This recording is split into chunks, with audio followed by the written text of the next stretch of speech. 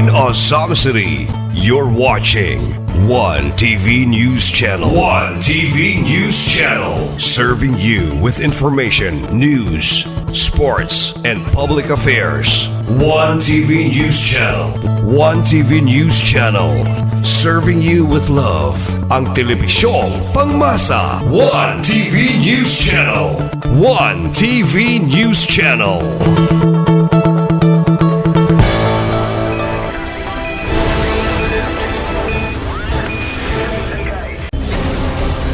One TV special report.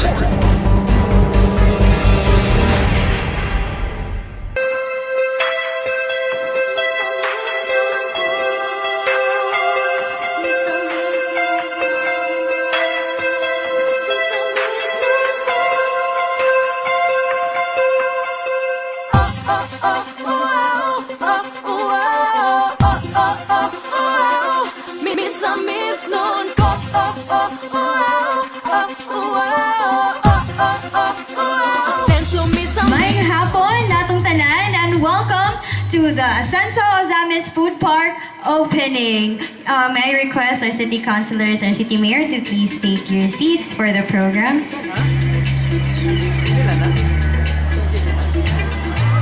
Thank you. My greetings first to our hardworking governor, Honorable Governor Attorney Henry S. Waminal, to our 2nd District Representative, Congressman Sancho Fernando F. Waminal, and to our Asenso Pinoy Party List Representative, Congressman Attorney Henry F. Waminal Jr., and of course to our City Mayor, Honorable Attorney Sam Norman G. Fuentes, to our City Councilors, led by our City Vice Mayor, Honorable Simplicia O. Neri, to our department heads, to my fellow government employees, to our vendors here with us today, and of course to our guests who are already looking at the showcase or looking at the products that our food park is now showcasing. So the Asenso Ozamis Food Park is an initiative designed to promote local entrepreneurship and boost also our tourism to strengthen community engagement during our 78th charter anniversary of Ozamis City. And it is such a pleasure to see that we have very different local vendors here with us showcasing their local products. And without further ado, please help me welcome our City Vice Mayor, Honorable Simplicia O. Neri, for her opening remarks. May good afternoon, kanatong tanan. Our warm greetings to each and everyone. Atong palakpakan nga ni Ate karon dinhi. Our Honorable City Mayor, Attorney Sam Fuentes. My colleagues and the City Council, our Majority Floor Leader, Attorney Mars Tapayan, please. Honorable Kat Lim, our Minority Floor Leader, Honorable Dinky Suizo. Honorable Archie Romero, Honorable Lorly Fuentes Cepres, Honorable Sally Waminal, Honorable Junjun Sakin, Honorable Canlas, Honorable Saulo Salvador, Honorable Cecil Ko, ang pinakabata namong anak, Honorable Duhay Lungsod. To all our department heads, mga LGU employees, palakpakan natong tanan. Nindot kaayong kahaponon karon kay nailitson sa likod. Duko kaayo. Hinaot pa untang baybahinon na natong tanan. Yes, of course. Before I proceed, allow me to acknowledge also the 3 pillars of Misamis Occidental. Ang ato mga palangga kayo nga nagpaluyo kanato sa kauswagan, progress and development of Misamis Occidental, particularly Misamis City, our very own Governor Henry Waminal. our Congressman Sancho Andu Waminal, Congressman Henry Indy Waminal. Kay sila, the strong pillars in the progress and development of Misamis Occidental, particularly Usami City. Again, it us all clap our hands. Sa ato mga bisita karon, we have here, Sir, from the Bangko Sentral, Sir. Salamat kayo, sir, for your presence this afternoon. Sa atong mga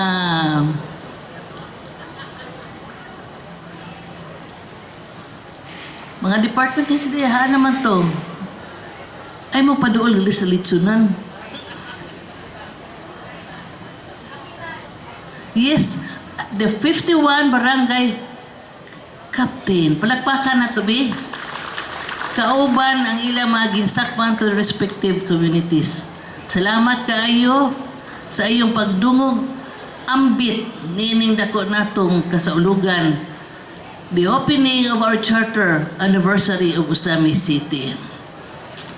Sa ato mga business sector kaniya karon diri, or partners in progress and development. Sa ato mga kinakusgan nga naa sa nagtrabaho sa City Mayor's Office, ma'am, sila Sir Attorney, salamat kay Ma'am Grace. To all our friends in media, atong palakapakan, be. Usay, malimtan ba ni? Salamat kaayo. Why we have this?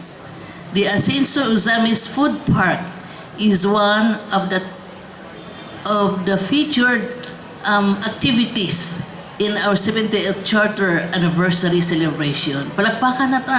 Usanis kinakusgan na itong kalihukan because we are all here together to celebrate the spirit of fiesta.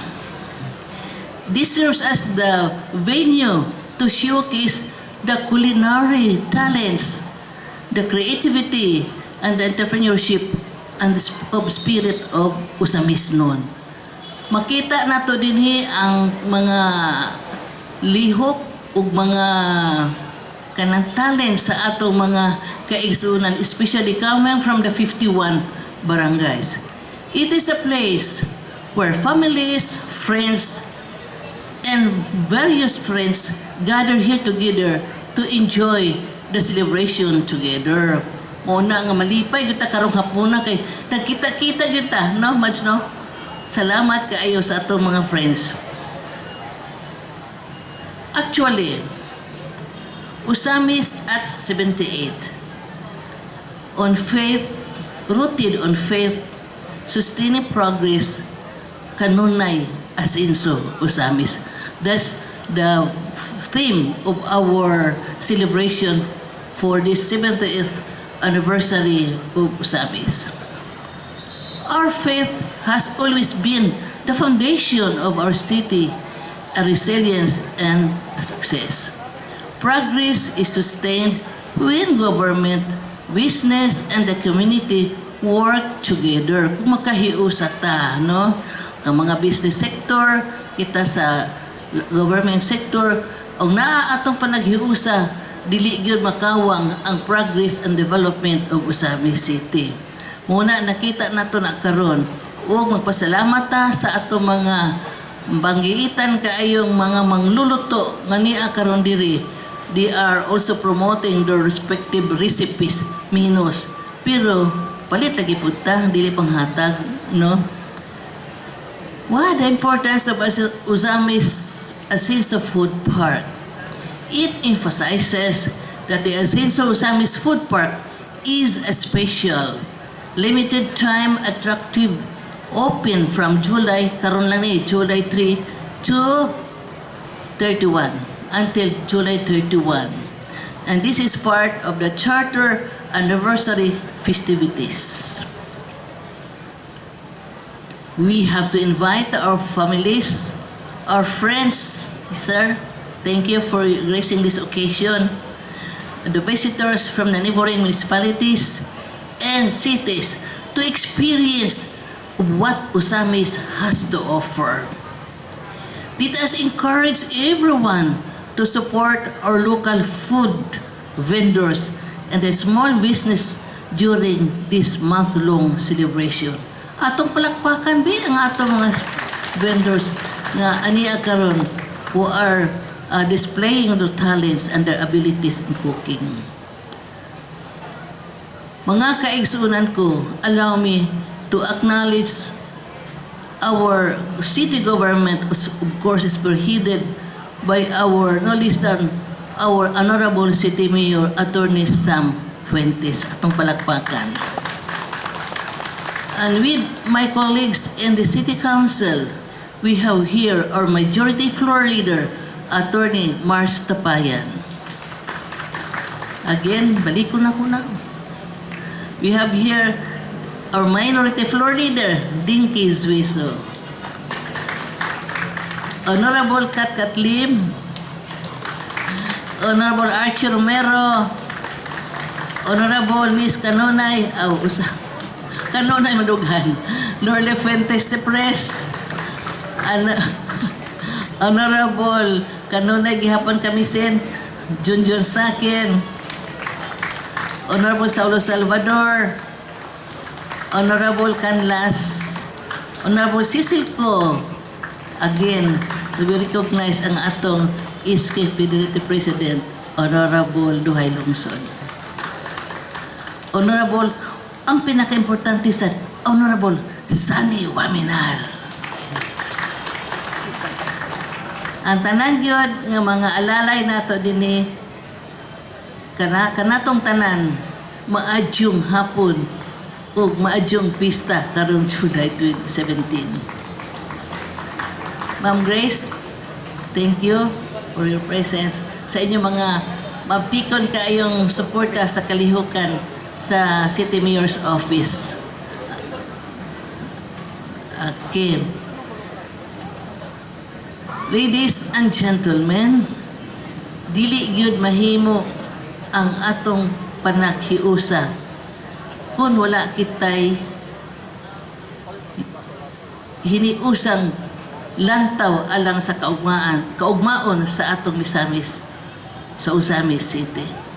So, I think the core of the message karong hapuna, the Charter Anniversary Celebration of each theme, Usamis at 78, rooted on faith, sustaining progress, kanunay asenso Usamis. Palakpakan nato ang maong tema nato karong niining 78 celebration nato sa Usamis City. Salamat kaayo no ang atong mga lumilihok atong leaders dinhi sa Usamis City nga nagkahiusa uban sa mga business sector sa atong mga kaigsunan aron lang mahimong magmalampuson ang atong kalihukan.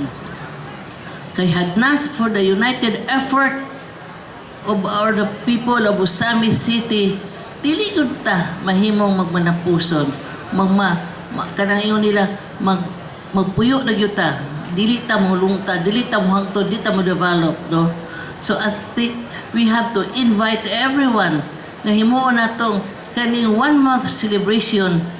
Pasalamat sa atong Ginoo in sharing our experiences sa usang-usang. We have to invite and enjoy the festivities throughout the Charter Anniversary. Balikon nako, we have to encourage everyone nga mahimong tipik o kabahin sa atong kalihukan diri.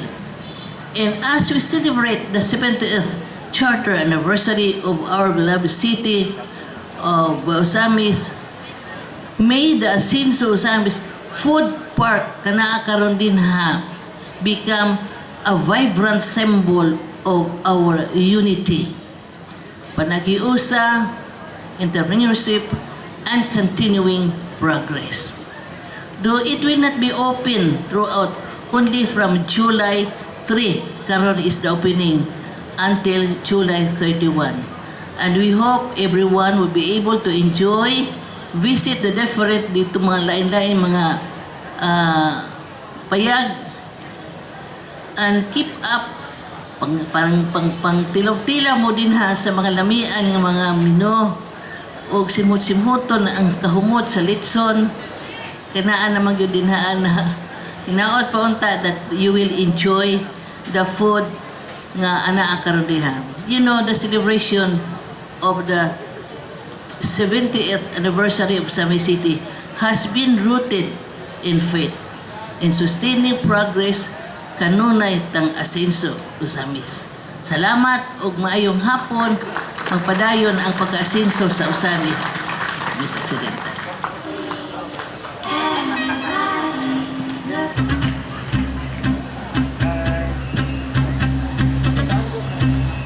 Thank you very much for that very, very warm welcome to our Vice Mayor, Honorable Simplicia O. Neri. And as she said, let us remember to invite our friends and families to go here in Usamis and to celebrate and to look at and taste our delicacies here in Asenso Osamis Food Park. And at this juncture, let us hear the message from our very own City Mayor, Honorable Attorney Sam Norman G. Fuentes. Sweet dreams are made of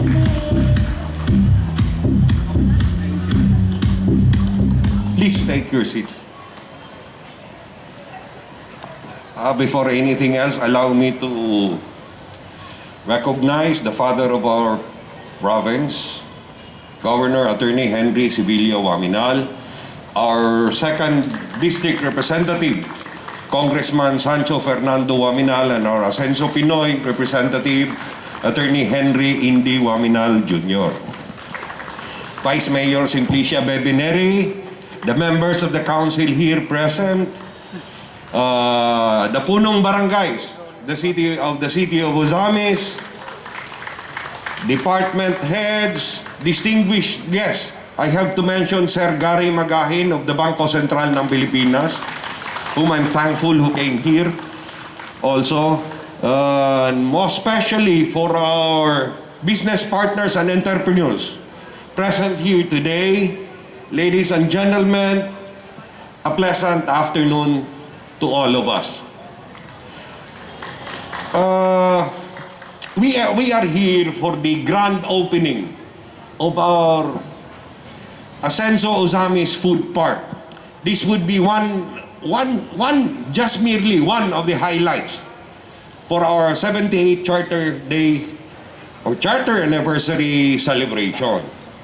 You know, as we commemorate this milestone, we are not only celebrating the past or our history, but also the efforts, hard work, and dedication of every Osamisnon in our continuing quest towards progress and prosperity. The launching of this food park is also more than just a temporary place for us to gather together.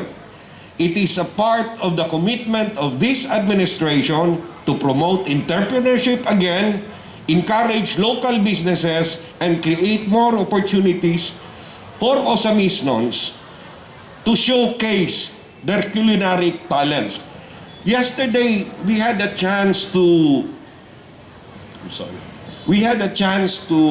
have Mayor Francisco Zamora, the city of San Juan, who incidentally is the national president of the League of Cities of the Philippines.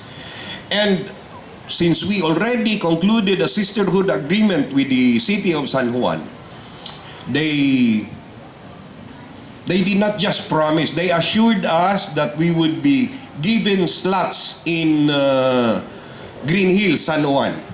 Now the rate there, the going rate is from 5,000 pesos up. But they are willing to give us a discount of up to 80%. So from 5,000, it's just going to be 1,200 something. The rental for the day. So This is not just a temporary or stopgap attempt to really promote our culinary talents and showcase it. This is a first step. Whatever would be successfully ventured here, we can really showcase it outside of the country. This food stop, as mentioned already by Vice Mayor a few minutes ago, is also a chance for the families to get together, congregate, meet old friends, and then renew other acquaintances. Equally important is this development symbolizes our shared aspiration for a peaceful, orderly, and progressive city. We believe that sustainable progress is achieved when businesses flourish, families thrive, and communities live in peace and harmony. Ato yung makabot nga ang usamis nun magpuyog yung malinawon, malambuon, o malipayon. To everyone who made this project possible, our city officials, employees, partners, stakeholders, and entrepreneurs, my heartfelt gratitude and congratulations to each and every one of us. Happy 78th Charter Day anniversary for the city of Ozamis. Happy fiesta for each of us. Padayon Asenso, padayon kanunay, Asenso Ozamis. Daghang salamat ug mabuhay ang dakbayan sa Ozamis.